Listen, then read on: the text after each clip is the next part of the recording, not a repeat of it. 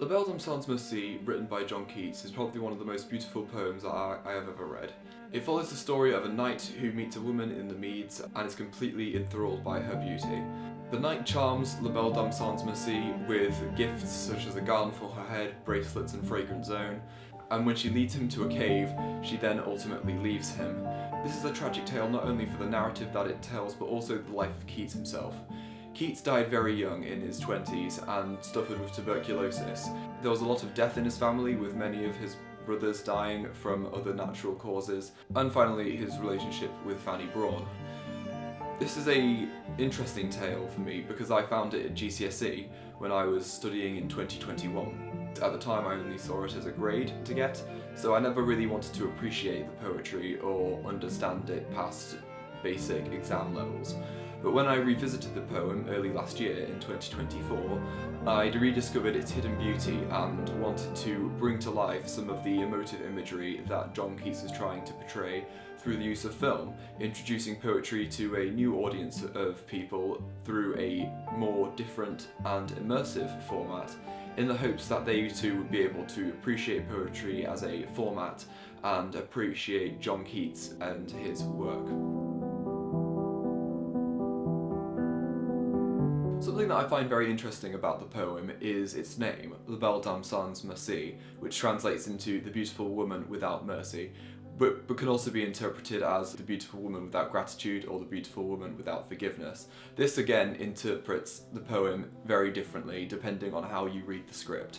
And the way I wanted to view it was I was highlighting the idea of a potential unreliable narrator. See, in the poem, we only hear from one side of the story. We hear the side of the knight. Of course, we do see the traveller ask, what could ail thee, knight at arms, so haggard and woe begone, the squirrel's granary is full and the harvest is done.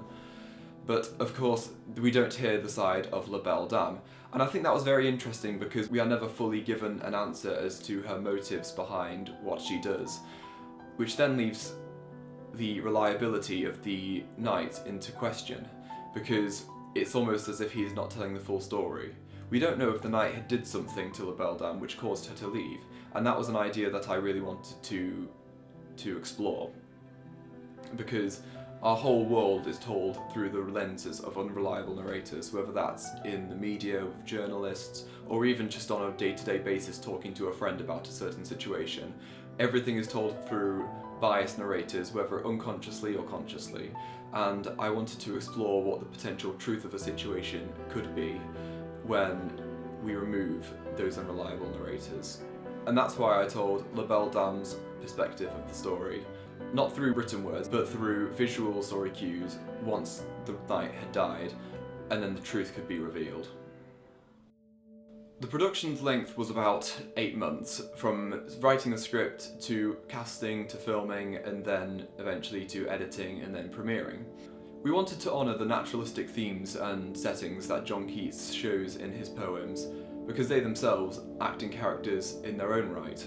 We wanted to honour these by going full scale with this project, and not just filming it in a local wood, though we did do that as well.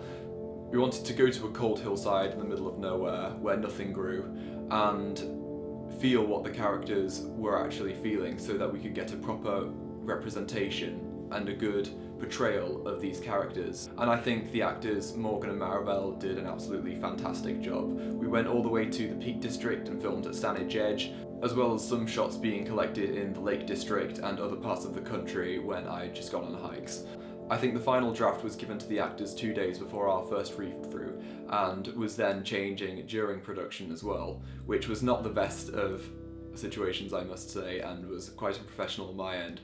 The reason why the script was always changing was because I myself was changing, my interpretation was changing, and as the production went on, I was constantly thinking of what would make a good story as opposed to what was actually being said. And that's one of the many difficulties of making poetry into films, is that no matter who reads it or who watches it, there's always going to be different interpretations. And that's something that I wanted to convey in this film as well. Some people see La Belle Dame as a victim, and some see her as a classic femme fatale. Ultimately, I wanted to serve both of those purposes, but also be respectful to the original narrative that John Keats had wrote. I wanted to maintain the dialogue, but add my own visual storytelling to this process. And I look forward to other projects like it in the future. That is a wrap! Woo!